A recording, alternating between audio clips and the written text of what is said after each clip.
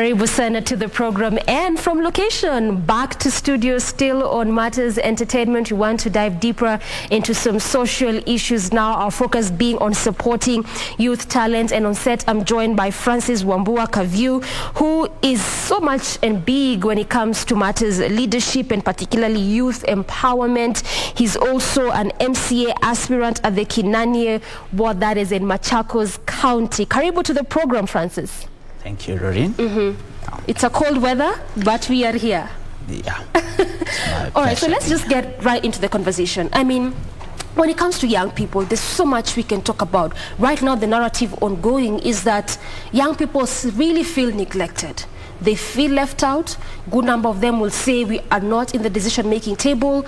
We are not part of this conversation that you want to engage us into. And that's why we have also seen the voter apathy, particularly amongst you. The IBC released the report and the listing, and in fact, even on that report, they went ahead to say that for aspirants who perhaps were banking on the young people, they should look for alternative ways and different demographics to get their votes, because the young people have just not registered as voters and they really feel left out. I just want you to start by first talking to us a bit about that. What is this thing about young people really feel like we are not there?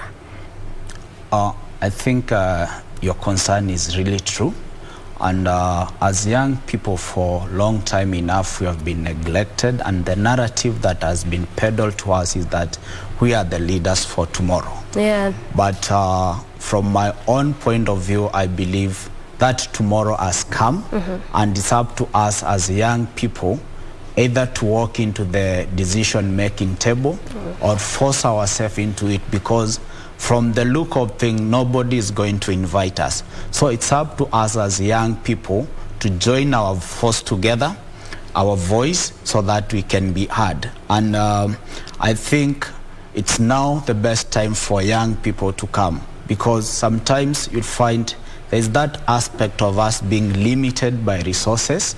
But I think even with the minimum resources that are available for young people, there are still better platforms and avenues that can be used for the young people to be heard in this country, because we are the biggest population in terms of numbers. So even when decisions that are affecting young people are being made, then it's our right for us to be represented there. And nobody understands the plight of young people more than the youth themselves.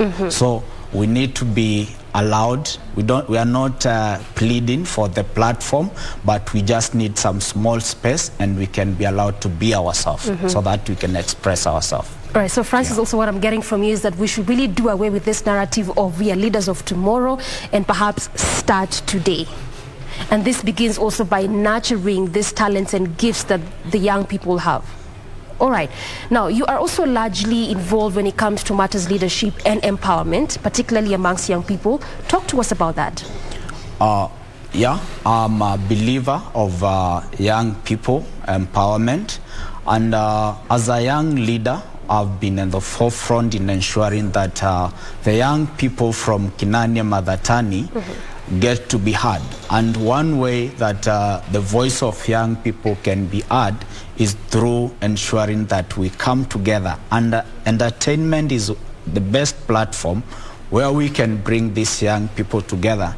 For instance, like in Kinanie Madatani, we have adopted some ways of bringing young people together through sports.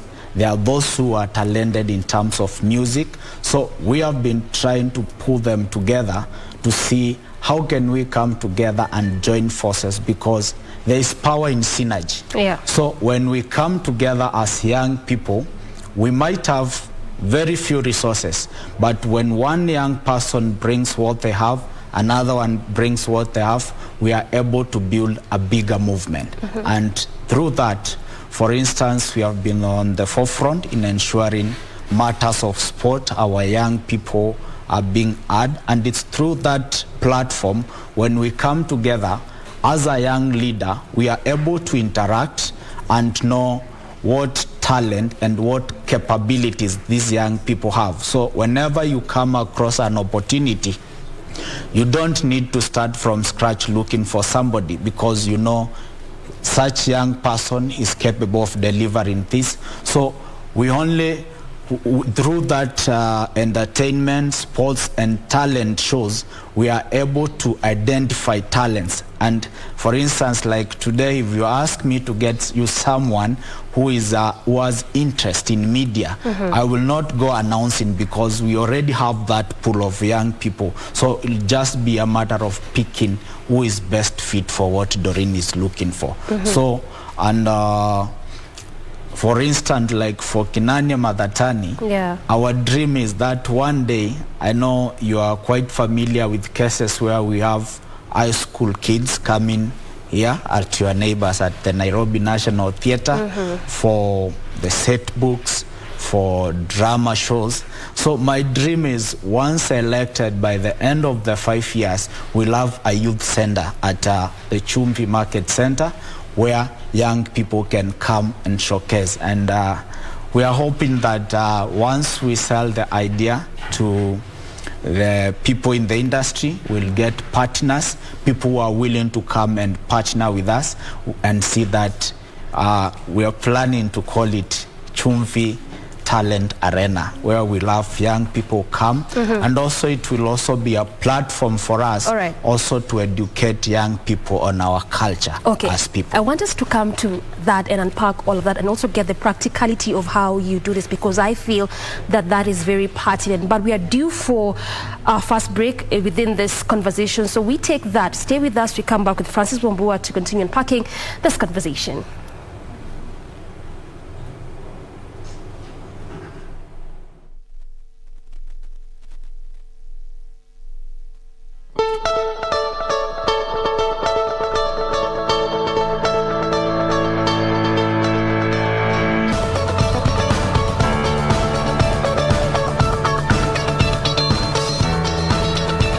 Staying with us, we continue with our conversation. My guest is still on. This is Francis Wambua. He is so much big when it comes to matters leadership, and particularly youth empowerment, still centering our focus on supporting youth talent. Now, before we went on break, Francis, we're talking about the different things that you have been doing, particularly when it comes to young people.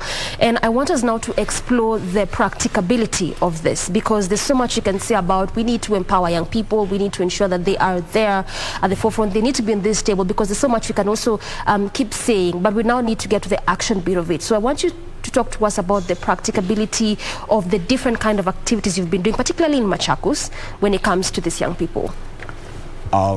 In terms of what we have been able to do to ensure that we promote talent among young people, one, we have been involved so much in sports like football and volleyball, with the name of creating a pool of talent, where one day our dream is to see young people compete at the national level in terms of football, and also probably at sometimes due to the consistency and the plan that we have, we might be able to be Machakos, and specifically Kinania Madatani, owing to the pool of talent that we have, we might be the people to produce the next generation of the Mariga and Wanyama and the Oliech that have been a big football names in the Kenyan sports.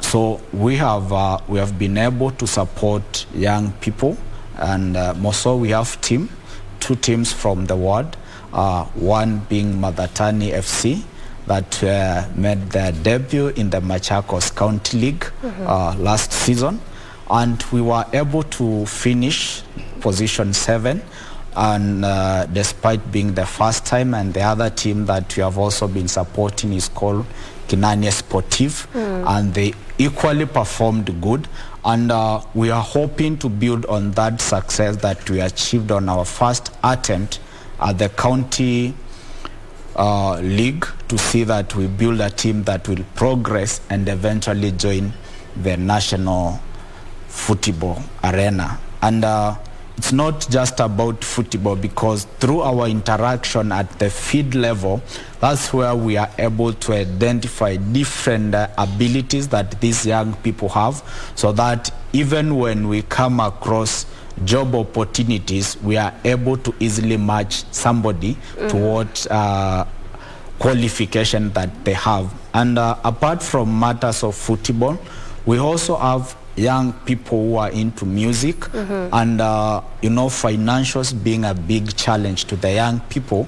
So as a young leader, I've been on the forefront to ensure those who have talent, those who want to get into the platform and showcase their talent in terms of music, and they don't have the ability, as at an individual capacity, I've been supporting those people with by supporting them in terms of putting the production cost to ensure that their music sees the light of the day. And I think that is the direction every leader should have, because we don't want a scenario where we make our young people slaves, that whenever you come around, they are hovering around your vehicle trying to get tokens. Yet these young people, what we are asking for is the platform and the minimum support that we can get from the leadership, both at the county and also at the national level. I hear you. Yeah. You've talked about jobs, and I really think that that is really one of those pertinent issues, particularly when it comes to young people. And we see that particularly every electioneering period, every politician, every candidate always has something to say when it comes to jobs creation. When it comes to young people, just going by the recent concluded census in 2020, the data is out and it shows that 5.7 million Kenyan youth out of the larger 13.7 are jobless. And going by what you're doing when it comes to that empowerment, bid and talent, I tend to take it as more of training. So what happens after this in terms of job? I want you to really break it down for us and be more practical on this issue of jobs and young people. In terms of what I'd explained earlier, the main essence of bringing these young people, despite them having different talents that they want to pursue, is also an interaction platform. Because as a leader, when you ask for a referral, you can only refer someone you know, someone you have interacted, and you know their level of ability and also discipline. Because we don't want to propose somebody, for instance, let's say to come and work at KBC station, yet we don't know those people. Maybe when something happens, I'm the person who will be looked at. So that sports and the music thing is a platform that we are trying to pull young people together so that they can have an area where we can interact. And as their aspiring leader, I know each ability. For instance, there are instances where I've had job opportunities that I got and I needed to refer someone. I only went back to the pool of young people, and because I already know them, I know what qualification they have, it becomes very easy for me to pick and say, so and so, there is an opportunity that aligns to what you are able to do. So it's more of a platform where we want to interact. And earlier I'd talked of the arena that we intend, God willing, to do for the young people. Yeah, the theater. So most of people are mostly from Makueni, Machakos, and also mostly people to come from the Mutito and Voi. Most of them normally come here at the Nairobi National Theatre for the set book for the candidates. So our target is, if we are able to mobilize resources and do a Nairobi National Theatre at our ward, those people who come all the way, we are able first to cut in terms of cost on what they spend coming all the way to Nairobi. And also, we will also be able to, at the initial stage, we are going to incorporate some of the members from the National Theatre. And our requirement in partnering with them will be, every time they come and perform at that arena, is for them to incorporate at least 40% of local young people from there, with a plan of maybe 3 or 4 years down the line, the young people and the people from the local community will own the thing, and through that they'll be able to make money, because we cannot all fit into the job market. So it's up to the leadership and also to us as young people to be creative enough to create ways of creating those jobs. And I think the time is ripe. So what we just need to put in place is a leadership that partners can trust. They believe that every shilling that they give is going to count and get an impact on those young people. All right. I really like what you're saying, that it's all about leadership. And we are in that season where we want to choose our next leaders. We've had one team saying that they are going to inject 100 billion into SMEs. Another team is saying that they're going to ensure they give 6,000 monthly stipend, particularly to the vulnerable. I know that young people also fall under these vulnerable groups. But even as you talk about that and that aspect of leadership, I want you to tie it together. Do you feel like it really makes sense to young people in terms of believability and even acceptability of some of these promises that come out from our leaders, that we call our leaders? I think the only thing that will carry us through is hope, because it's not the first people that... But have we not clung to this hope long enough? I think we don't have any other choice other than to hope that, because if you have been keen enough, what the two sides, let's say the two dominant coalition that we have is the Azimio and there is the Kenya Kwanza, and all of them, they are only talking and talking big in terms of how they are going to support young people. But let's look at instance the aspect of Azimio pledging that they are going to pay monthly stipend to the young people of 6,000 shillings by the virtue that the young people fall under that vulnerable groups. But how about exploring other opportunities? Because there's this the youth fund that had been introduced by the current government. That was a fantastic platform which would have supported young people to grow and make their cash other than giving them the stipend. But what happened?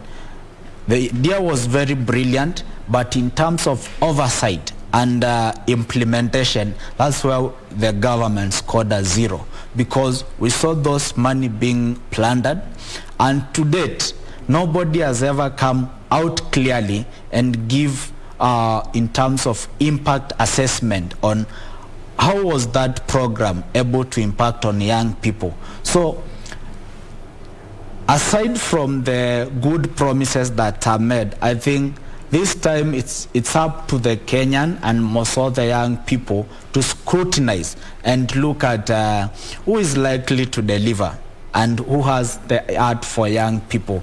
And so far, nobody has come out clearly to demonstrate that. So it's up now at the lowest level, even before we come at the national stand, is now for the people at the grassroots to ensure that at the MCA level, they have a leader who is not only, because as a leader, sometimes it calls even going out of your way, because the government is not, at the moment, the state of our economy, we cannot rely on the government to do everything for young people. So once you are elected, it becomes your role to go out and look for avenue and opportunities that you can create an enabling environment for the young people to thrive at whatever level. But I think we are still waiting, and there is still time for both Azimio and Kenya Kwanza to come clearly with an operational plan that shows this is what we are going to do, and that begins from the plan and also showing the consequences of, in case somebody is put in charge of ensuring that the funds meant to benefit young people go to those young people. Yeah. So unless we eliminate that element of corruption, these promises will only remain the same empty rhetorics that you have seen over and over. Okay, I hear you. Yeah. All right, you've mentioned something that I'd want us to interrogate a bit, and this is, again, over-reliance, because it's so much that the state can do, and it's so much that they can promise, even the young people, since that we're talking about, you know, this Thursday morning. But do you think, and I just want to pick your mind on this, that the fact that we have so much so relied on the state for everything, is this part of what sort of make us not to get to these positions, makes us not to achieve and get what it is that we want to get, because we feel like the government needs to do everything, the state needs to do everything for us, and again, particularly when it comes to youths? I think that needs to shift, and more so... Is it more like a mindset formed? It's not a mindset, because we cannot ignore the position of the government that plays in terms of creating an enabling environment for these young people to thrive. So what we're asking for as young people is not a platform where we will be given stipend.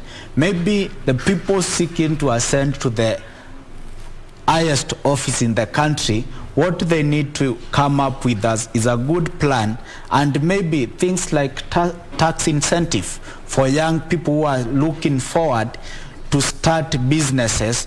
We can exempt them for a period of time, because if you are a young person trying to set up a business, then there are those, maybe you find that there are those minimum statutory requirements that you are supposed to meet before you are given a license to operate. Those are the things that the government needs to look at to ensure that when you have a stable idea, then with minimal distraction in your path, you can be able to set a business. Look, for instance, like a country like Rwanda. Registering for a business is free, and within 24 hours you are able to have your permit to operate. But in Kenya, you find by the time you get the certificate and the license to operate, probably the capital that you had intended to invest into building the business will have been depleted, will have been exhausted trying to meet those statutory requirements. So what they need to look, what we are asking for is not the stipends. We just need a conducive environment where young people can thrive. So those are the things we want to see them talking about. Tax incentive, a very conducive and calm environment where young people can do business without being harassed, because sometimes as a young people, if you don't have enough financial muscles, maybe to bribe and keep every person that is trying to harvest something from you, then you are doomed. Your business will be closed the next day. For instance, after graduating from the university, I wanted to start a small barber shop. But going to the authorities for the permit to operate, you want to run a very small barber shop at the interior of Machakos, then you are required to pay between 7,000 to 12,000 to obtain the permit. And the cost of doing one shave, you find it 70 or 50 shillings. So throughout the year, you will be working to raise finances to recover from the permit that you paid. Okay. So suppose there was that incentive to maybe for 2 or 3 years just do operation. Once your business breaks even, then you are able to be now to start being meeting your obligation in terms of taxes. But that is one aspect that is pushing so many young people into coming away, and that's why we are seeing young people sinking into depression, because the environment is not conducive enough for them to thrive. So what we want is the platform, not the stipends. Okay, I hear you. So it's all about creating a good, conducive, enabling environment for these young people. But it's actually beyond and more than that. All right, so this has been Francis Wambua Kavyu, largely involved in matters concerning leadership and youth empowerment, and that is what we have been talking about, and we